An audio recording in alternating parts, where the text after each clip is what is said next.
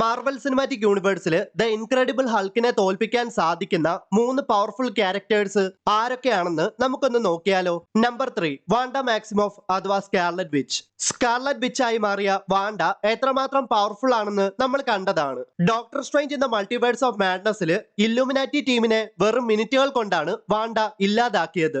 Avengers end ഗെയിമില് താനോസിനെ എയറിൽ കയറ്റി തോൽവിയുടെ വക്കിലെത്തിച്ച വാണ്ടയ്ക്ക് റിയാലിറ്റിയെ വരെ ഓൾട്ടർ ചെയ്യാൻ സാധിക്കും.